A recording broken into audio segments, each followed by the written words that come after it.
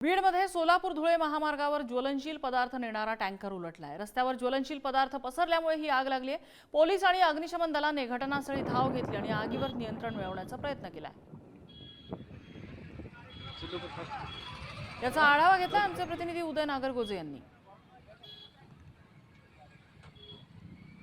सोलापूर धुळे महामार्गावर ज्वलनशील पदार्थाचा टँकर पलटी झाला आणि त्यानंतर जवळपास 2 तासापासून ही आग धुमसत आहे। आपण पाहू शकतो कशा पद्धतीनं या ठिकाणी आता अग्निशामक दलाचे जवान पोहोचले आहेत, परंतु तरी देखील ही आगीची ज्वाळा आता आकाशात जाताना आपल्याला पाहायला मिळते। मोठे धुराचे लोट देखील या ठिकाणी आपल्याला या ठिकाणी पाहायला मिळत आहेत। गेल्या 2 तासापासून या ठिकाणी ही आग आटोक्यात आणण्यासाठी प्रयत्न सुरू आहेत, परंतु तरी देखील ही आग अद्यापही आटोक्यात आलेली नाहीये। या ठिकाणी पोलीस असतील, अग्निशामक दलाचे जवान असतील प्रयत्न करतायत, परंतु आग आटोक्यात येत नाहीये।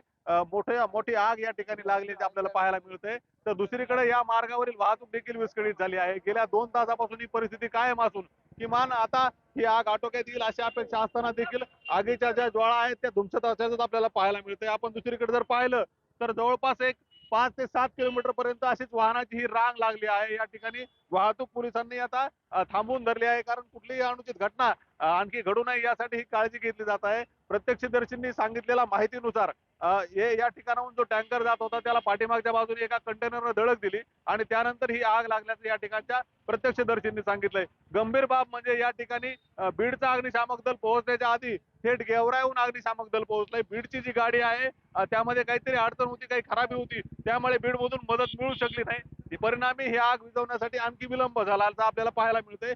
एकंदरीतच आता या ठिकाणी पोलीस आणि अग्निशामक दलाच्या जवानांकडून आग आटोक्यात आणण्यासाठी प्रयत्न सुरू आहेत। उदय नागरगोजे, पुढारी न्यूज, बीड।